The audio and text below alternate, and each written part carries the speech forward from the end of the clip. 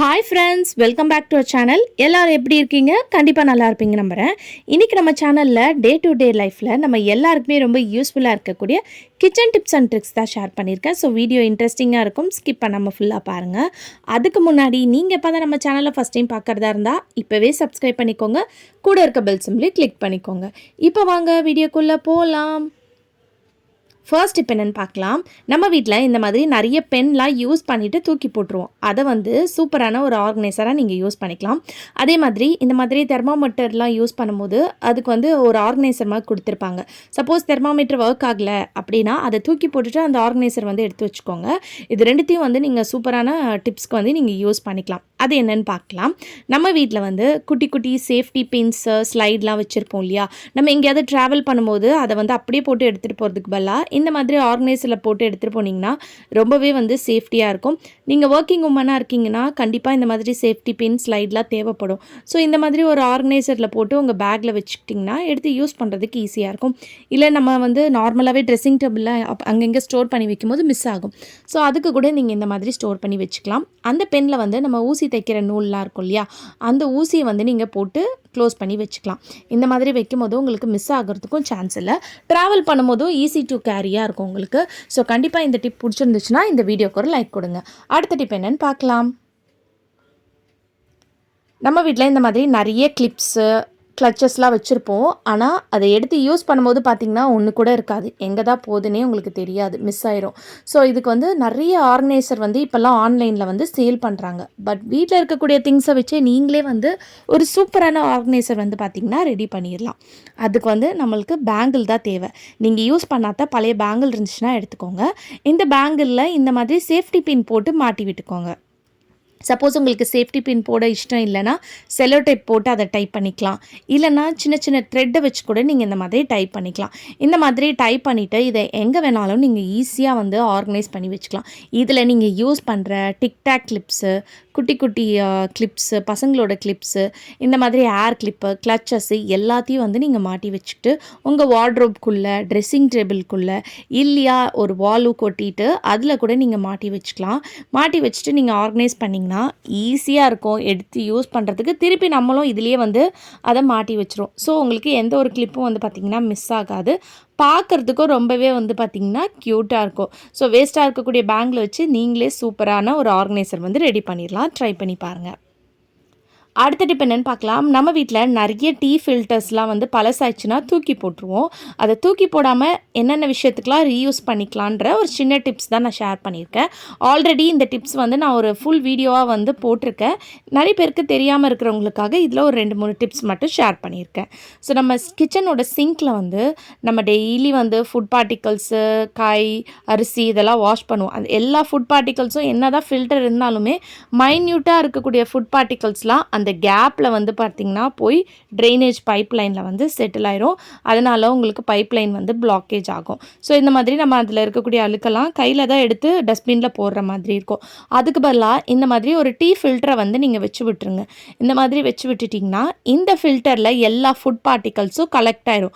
So நீங்கள் இதை வந்து அப்படியே வந்து எடுத்து நீங்கள் டஸ்ட்பினில் வந்து போட்டுட்டு திருப்பி நீங்கள் இந்த டீ ஃபில்டரை வச்சிடலாம். இதில் ஹேண்டில் இருக்கிறனால உங்களுக்கு ஈஸியாக இருக்கும் எடுத்து யூஸ் பண்ணுறதுக்கு. சப்போஸ் உங்களுக்கு ஹேண்டில் வேணான்னா இதை கட் பண்ணிவிட்டு கூட நீங்கள் வச்சுக்கலாம்.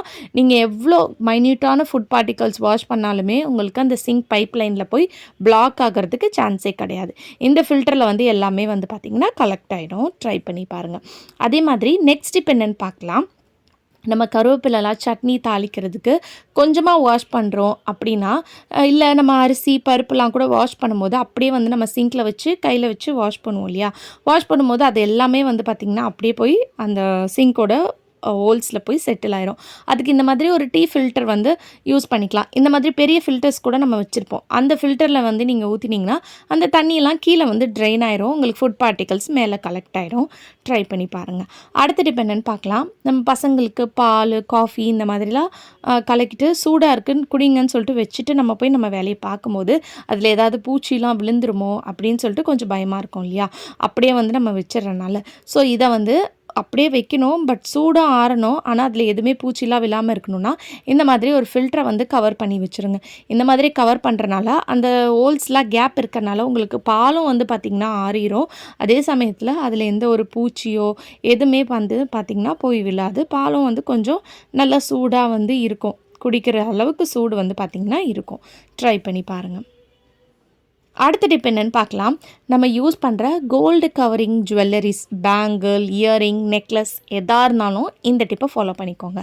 டிரான்ஸ்பரண்ட்டில் இருக்கக்கூடிய நெயில் பாலிஷ் எடுத்துக்கோங்க. எடுத்துகிட்டு வளையலில், இயரிங்கில், நெக்லஸில் ஒரு கோட்டிங் மாதிரி கொடுத்துருங்க. இந்த மாதிரி கொடுக்கும்போது அதோட கலர் வந்து அவ்வளோ சீக்கிரத்தில் வந்து பார்த்திங்கன்னா ஃபேட் ஆகவே ஆகாது. அது ஒரு கோட்டிங்காக இருக்கிறனால உங்களுக்கு இது ஒரு நல்ல லாங் லைஃப் வந்து பார்த்திங்கன்னா கொடுக்கும். ஸோ நீங்கள் யூஸ் பண்ணுற எந்த ஒரு கவரிங் ஜுவல்லரியாக இருந்தாலும் இந்த டிப்பை வந்து ஃபாலோ பண்ணிக்கோங்க. அடுத்த டிப் என்னன்னு பார்க்கலாம். நம்ம மிக்ஸி ஜார் வந்து ஏதாவது உடனே வந்து பவுடராக அரைக்கணும் அந்த மாதிரினா ட்ரையாக இருக்கணும். உடனே உங்களுக்கு ட்ரை ஆகணுன்னா நீங்கள் வந்து கேஸ் ஸ்டவ்வில் வந்து ஹீட்டில் காமிச்சிங்கன்னா ட்ரை ஆயிரும். இல்லை நம்ம அப்படியே கவுத்து வச்சோன்னா அது அவ்வளோ சீக்கிரத்தில் வந்து ட்ரை ஆகாது. அதுக்கு நம்ம துணி காய வைக்கிறதுக்கு யூஸ் பண்ணுற கிளிப்ஸ் எடுத்துக்கோங்க. இந்த மாதிரி ஒரு 3 கிளிப் மாட்டிட்டு இந்த மாதிரி வச்சிங்கன்னா உங்களுக்கு இந்த கேப் வழியாக தண்ணியும் வந்து ஃபில்டர் ஆயிரும். அதே சமயத்தில் அந்த மிக்ஸி ஜாரும் வந்து பார்த்திங்கன்னா உடனே ட்ரை ஆயிரும். முடிஞ்ச அளவுக்கு வெயிலில் வச்சிங்கன்னா அதில் வந்து நம்ம எவ்வளோ பொருள் வந்து ஒரு நாளைக்கு வந்து அரைக்கிறோம். எல்லா ஃபங்கஸ்லாம் வந்து எதுவும் ஃபார்ம் ஆகாமல் அந்த கிருமியெல்லாம் வந்து பார்த்திங்கன்னா வெயிலில் வந்து அப்சர்வ் ஆயிரும். ஸோ கண்டிப்பாக வெயிலில் வச்சு ட்ரை பண்ண பாருங்கள். அடுத்த டிப் என்னென்னு பார்க்கலாம். நம்ம தக்காளி வந்து ரசத்துக்கு பிழியும் போது சம்டைம்ஸ் ரொம்ப ஹார்டாக இருக்குன்னா நம்ம கையில் வந்து பிழிய முடியாது, கையே வலிக்கும். அந்த டைமில் நம்ம மிக்சியில் வச்சு ஒரு பல்ஸ் மோடு கொடுப்போம். சப்போஸ் கரண்ட் இல்லை அப்படின்னா இந்த டிப்பை வந்து நீங்கள் ஃபாலோ பண்ணிக்கலாம். அதுவும் நீங்கள் மிக்சியில் அரைக்கிறத விட இந்த மாதிரி பண்ணும்போது ரொம்பவே சூப்பராக இருக்கும். ஒரு கிரேட்டர் எடுத்துகிட்டு கிரேட்டரில் லைட்டாக இந்த மாதிரி துருவி விட்டிங்கன்னா போதும். நம்ம கை வச்சு பிசைஞ்சால் எந்த அளவுக்கு வந்து சாஃப்ட்னஸ் வருமோ அதை விட நல்லாவே வந்து பார்த்திங்கன்னா உங்களுக்கு இருக்கும். ரசத்துக்கு வைக்கும்போது இந்த மாதிரி பண்ணி பாருங்கள், ரொம்பவே சூப்பராக இருக்கும். ரசத்துக்குன்னு இல்லாமல் தக்காளி தொக்குலாம் பண்ணும்போது நம்ம குட்டி குட்டியாக வந்து தக்காளியெல்லாம் கட் பண்ணுவோம். ஸோ அதுக்கு பதிலாக இந்த மாதிரி பண்ணிட்டிங்கன்னா உடனே வந்து உங்களுக்கு தக்காளிலாம் வந்து பார்த்திங்கன்னா வதங்கிரும். உங்கள் வேலையும் வந்து பார்த்திங்கன்னா ஈஸியாக முடிஞ்சிடும். ஸோ கண்டிப்பாக இந்த டிப்பும் ரொம்ப யூஸ்ஃபுல்லாக இருக்கும். இந்த மாதிரி சின்ன சின்ன டிப்ஸ்லாம் தெரிஞ்சு வச்சுக்கிட்டிங்கன்னா டே டு டே லைஃப்பில் என்றைக்காவது ஒரு நாள் கண்டிப்பாக உங்களுக்கு ரொம்ப ஹெல்ப்ஃபுல்லாகவும் இருக்கும், யூஸ்ஃபுல்லாகவும் இருக்கும். ஸோ கண்டிப்பாக இந்த டிப் ரொம்ப யூஸ்ஃபுல்லாக இருக்கும். ட்ரை பண்ணி பாருங்கள். ஸோ உங்களுக்கு பார்க்கும்போதே தெரியும் தக்காளி வந்து பாருங்கள் எந்த அளவுக்கு சாஃப்டாக இருக்குன்னு. ஸோ இந்த மாதிரி பண்ணும்போது தக்காளி தொக்கில் தக்காளி வந்து ஈஸியாக வந்து வதங்கிரும், சீக்கிரம் வதங்கிரும். ட்ரை பண்ணி பாருங்கள். ஓகே ஃப்ரெண்ட்ஸ், இன்றைக்கி வீடியோவில் நான் ஷேர் பண்ணி இந்த டிப்லேருந்து ஏதாவது ஒரு டிப் கண்டிப்பாக உங்களுக்கு யூஸ்ஃபுல்லாக இருக்கும்னு நினைக்கிறேன். அப்படி யூஸ்ஃபுல்லாக இருந்துச்சுன்னா மறக்காமல் நம்ம சேனலை லைக் பண்ணுங்கள், ஷேர் பண்ணுங்கள், கமெண்ட் பண்ணுங்கள். கமெண்ட் பண்ணும்போது கூட ஒரு ஐப்புன்ற ஒரு பட்டன் இருக்கும். அந்த பட்டனையும் வந்து கிளிக் பண்ணிங்கன்னா இந்த வீடியோஸ் நிறைய பேருக்கு போய் ரீச் ஆக ஹெல்ப்ஃபுல்லாக இருக்கும். ஸோ மறக்காமல் உங்கள் ஃப்ரெண்ட்ஸ் அண்ட் ஃபேமிலிஸ் கூடயும் இந்த வீடியோவை ஷேர் பண்ணிக்கோங்க. தேங்க்யூ.